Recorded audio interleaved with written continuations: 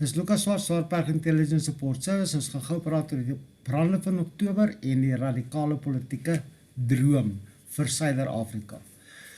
Nou, teen 2030 gaan jy nie meer boer nie.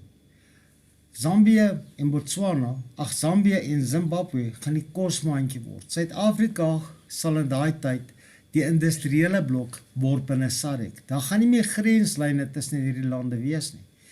Die politieke doel is dat ons die industriële blok word, Zimbabwe en Zambië die kosmandjie, Mosambiek word die partyblok, die toerisme, Namibië en Botswana moontlik veeteelt, Angola, Demokratiese Republiek van die Kongo en Tanzanië word die mynboublok.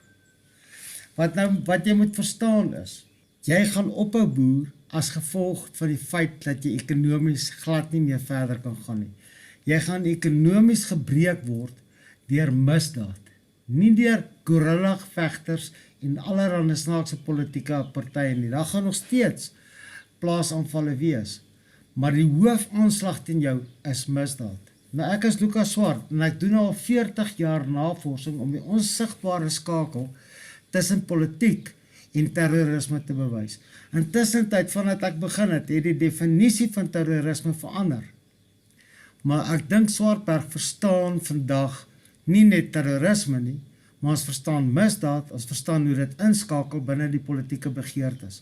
En die EFF speel 'n baie slim spel en julle moet bietjie oplet want julle onderskat hulle intelligensie en oorskat dalk julle eie intelligensie. Kyk wat het gebeur by Senekal. In 'n tyd van die jaar wat Noordwes en Noord-Vrystaat afbrand, sing hulle hierdie liedjie. Daar sal verseker 'n vuur uitbreek. Hulle hoef hom nie aan te steek nie en hulle het hom ook nie aangesteek nie. Want as hulle hom sou aansteek, moes hulle verantwoordelikheid en aanspreeklikheid daarvoor aanvaar en kon hulle gedagvaar word daarvoor. So hulle het die lied gesing en gehoop, daar breek 'n brand uit. Dis wat gebeur het. En toe breek die brande uit, volgens verskillende redes. Die een ou het 'n voorbrand probeer maak by Hertsgwil en daai brand het heeltemal weggehard. Die ander ou by Boshoff was besig om sy heining te swys, pale te swys op sy heining. Hy het weggegaan vir ete en toe hy terugkom, toe kom hy agter dat sy warm ysters toe nou die brand by Boshoff veroorsaak het. By Alma was daar ook 'n brand wat vroeër uitgebreek het wat baie groot geword het en dit was veroorsaak deur 'n seentjie wat by 'n hek moes geswys het bo in die berg en hy het ook nie gesien hoe sy vonke die gras in die brand steek nie en dit het daai brand veroorsaak. En dan het die boere by Bloemhof gerapporteer, 5 verskillende boere op een nag, hoe hulle gesien het dat die weerlig die veld by Bloemhof aan die brand gesteek het. So nie een van daai brande was deur die EFF aan die brand gesteek nie. As hulle dit gedoen het, sou hulle aanspreeklikheid moes aanvaar. Maar nadat die brand aan die gang was, toe was daar 'n blou BMW by Leeuderingstad, hulle kon hom nie vang nie, maar hulle kon die brand vinnig blus, hy het vuur in die brand gesteek, en dan was daar nog die ander voertuig, wat ook by brandstigting betrokke was, en as hulle kan bewys dat die insittenis van daai voertuig EFF-lede is, kan die landbouunies afsonderlik en Afriforum heel waarskynlik en saam met Solidariteit deur as gevolg van daai voertuig se betrokkenheid en die getuies die EFF aanspreeklik hou vir brande. Maar omdat dit nie deur die EFF gestig is nie, gaan daardie hofsaak nie slaag nie. Nou, ek sê vir jou bedreiging is 'n misdaadbedreiging. Vanaf COVID begin het tot Oktober toe, het die bende getalle, geregistreerde bende getalle van 2,5 miljoen na 5 miljoen toe gestyg. Binne die volgende 2 jaar, 15 maande, sal die bende getalle na raming ongeveer 12,5 miljoen mense wees. Dit beteken dat die misdaadaanslag teen jou baie groot gaan word. En diefstal van produkte, wildplundery, veediefstal, veeplundering, toerustingdiefstal, sabotasie van toerusting gaan geweldig toeneem en dit gaan jou breek. So plaas dat jy nou opgewonde raak om te wil sê wie het nou die vuurhoutjie getrek, moet jy eerder begin kyk hoe gaan ons die werksmag begin skoonmaak. Swartberg ESS het die vermoë om al die bendelede binne in jou werksmag te identifiseer. Maar ek kan nie met individue werk nie.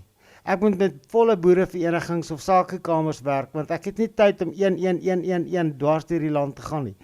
Maar ek kan al die werkers van 'n boerevereniging, dan wil ek sal vir julle die vorm stuur as julle belangstel, dan wil ek die koördinate van daai boer hê, waar al die werkers gelys is, sodat ek 'n prentjie kan teken watter bende in daai area aktief is op daai plek. En so kan ek jou area opdeel in verskillende gebiede wat deur bendes beheer word. En ek kan vir jou sê watter bendes betrokke is, waarna daai spesifieke bende spesialiseer en watter bedreiging daai spesifieke bende lid vir die boer inhou. Julle moet ernstig daaroor dink, want as ons wil aanhou boer, sal ons moet baie skerp wees.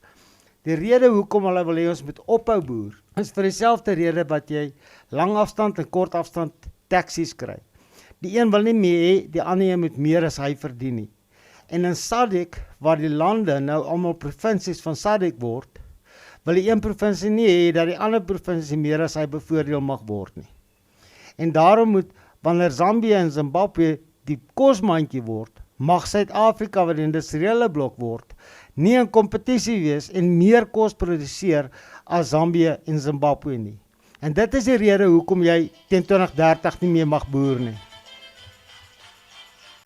Hierdie vermoë van Swartberg word nie beperk net tot Suid-Afrikaanse bendelede nie, maar ook mense van Malawi, Zimbabwe, Mosambiek en selfs ander lande verder weg, wat ook by bendes betrokke is, transnasionale bendes. Ons kan al daai groepe identifiseer. Daar's bendes wat nou ooreenkomste het met die Chinese triads vir uitvoer. Julle verstaan nie hoe groot hierdie bedreiging is nie. Die bedreiging is nie hierdie tipe retoriek wat julle sien van mense wat sing en snaakse woorde kwytraak nie. Maar dit gaan oor ons vermoë om te kan oorleef, ekonomies te oorleef. So as julle belangstel, kan julle my kontak by admin@swartbergi met 'n kolletjie op i swartbergiss.com. Soos admin@swartbergiss.com, maar net boereverenigings, individue, dit kos jou R2500 te kop, maar hoe meer mense ons het, werk dit op 'n glyskaal en word dit baie goedkoper.